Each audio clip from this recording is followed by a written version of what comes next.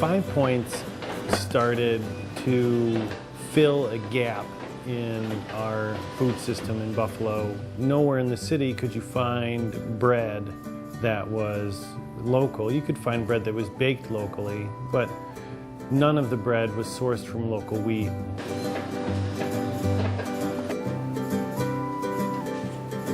We source all of our grains from local farmers, and we mill it in a stone mill here right at the bakery. We don't extract any of the bran or the germ, which is what they do to make white breads. Even in whole wheat breads, they can extract some, but we use the entire grain in everything that we do.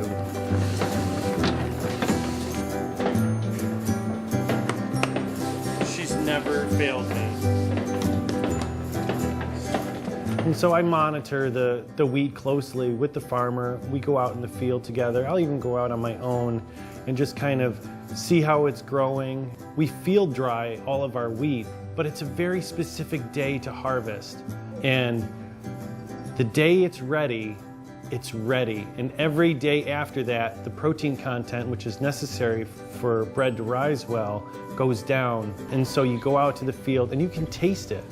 You can taste when that wheat kernel gets hard. I can taste the bread in the wheat kernel, and then you know it's time.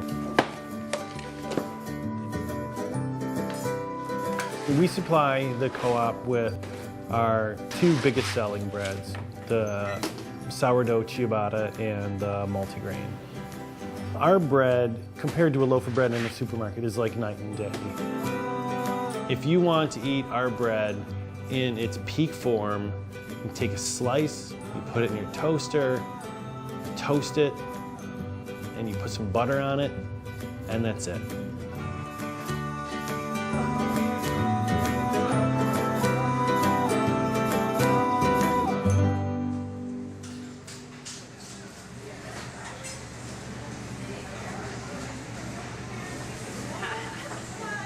Great Arrow is a business located in Buffalo, New York, that specializes in greeting cards, specifically hand silkscreen greeting cards. We are the only company in the world, for some reason, that has chosen to do such a crazy, labor-intensive process. It's tremendously hand done. We use young artists who silkscreen print all of the cards. We use very little machinery. Well, it's a craft operation, so you really have to feel with your hands what you're doing. If you look at what Peter's doing is a difficult operation because he's printing with a large volume of ink, and the screen only touches the paper at the moment the squeegee passes over and it snaps back, and that's what gives a smooth finish to the ink. What's the punchline on this card? Something funny. Feliz Navidad. Feliz Navidad. Silkscreen printing has a flat finish, a very unusual, dense, pigmented flat finish. There is something special about the finish of our cards and the look and feel of them. People can tell a Great Arrow card when they pick it up. You might enjoy the ink cabinets here. All mixed by hand, all with different names. This paper has recycled content. It's also made from FSC certified forests. It's one of the things we spend quite a bit of time researching is the management of the forest. I use electronic communications all the time. It's expedient. I love it.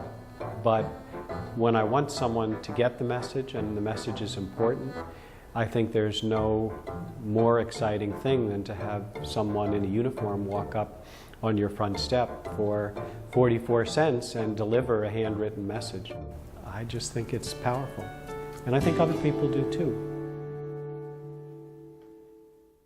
I think that our co-op and co-ops nationally can play a huge role in helping people understand where their food comes from and how important it is for people to know their farmers, to know how food is made, to know how food is processed. Because as energy prices rise, it's going to be more important to sustain local economies. By knowing where your food comes from locally and being able to support those farmers either out of your pocket or through the co-op makes for a stronger community, which makes for a stronger food industry, which is really important in the United States right now, I believe. My name is Tony Weiss, and we're on our farm here in East Eden. I've got probably 50 to 60 different varieties of vegetables on the farm here. We raise probably about 10 to 12 different varieties of hot peppers, and long, fat, round, different colors, but there's a demand for it all.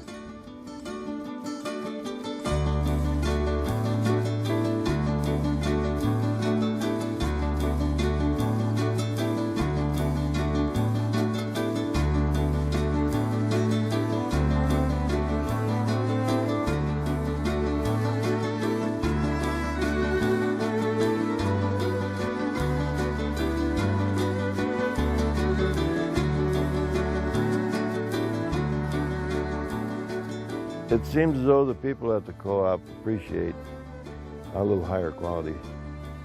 And we have the variety that they look for. Your commercial growers would never be able to have as large a variety on the scale that we're at.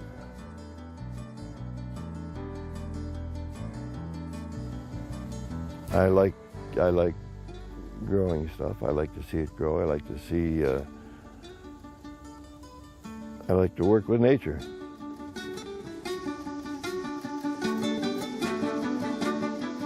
When the co-op first got started, we got started with them, got a good relationship with them. We worked closely with the produce managers and let them know what's coming, and they call me once or twice a day and put their order in, and if I can fill it, I fill it. You know, we've been together a long time, almost like a marriage.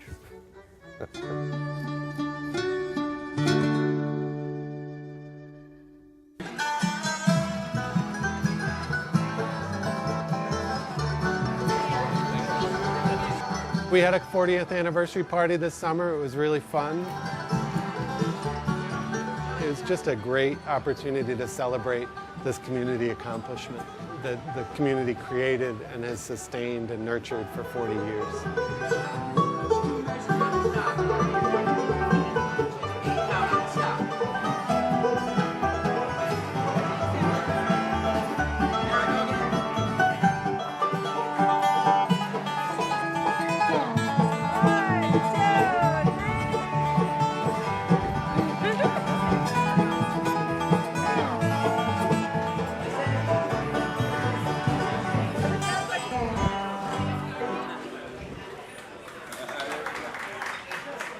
We have 80 employees now. Year to year, the co-op has been growing at about 10% for the last 3 years. We have about 9,000 customers a week. So on an average day, that's about 1,400. We currently have 7,500 member owners. And we get about 20 new owners a week. 300 varieties of produce. Produce is really our signature department. Right now we have 67 local items in the store. We want to grow the co-op, and we want to reach more people. We want to increase our sales so that we can drive more money back into the local economy, so that we can expose more people to the power of a cooperative business model. I think we live in a time that's terribly fragmented, and we have to work towards a more collective cooperative consciousness. And that's part of the story of the co-op. It was the members who saved the co-op over and over again when the co-op ran into trouble. It was the members who built the shelves and did the carpentry work and volunteered in the member work program to produce these services at a lower price than you could get at other places in return for a discount. And it was the members who were invested in the store. I would argue that is a radical idea in this society. It is a radical idea. And that one of the most important things that the food co-op is doing is just letting people know that this is even a possibility, even a faint possibility, that it's possible for ordinary people who don't have a lot of money to get together as a group and create a service for themselves that they could not provide as individuals. The world needs to be more aware that collectively we can make progress, we can help each other, we can get through hard times. That's why it's important. It's important for people to know that you can do things that way, that it doesn't have to be top down. Nor is it bottom up either. It's all of us. It's all of us.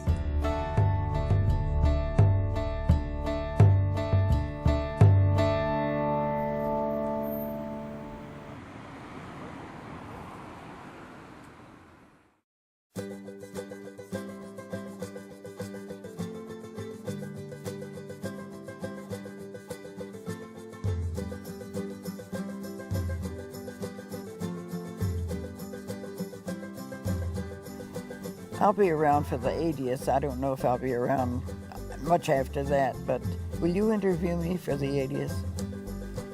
I'd like that.